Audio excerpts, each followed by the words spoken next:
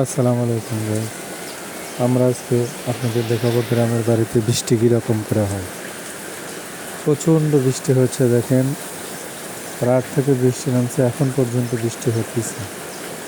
এর মধ্যে আমার খামারের গরু ও ছাগল খাওয়ানো খুব বিরক্তিকর, মুশকিল।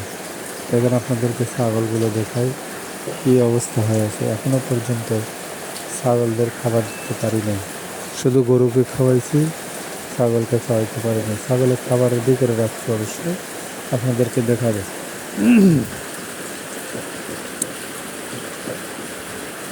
এই দেখেন গরু দেখাচ্ছে, দেখা যাচ্ছে গরু।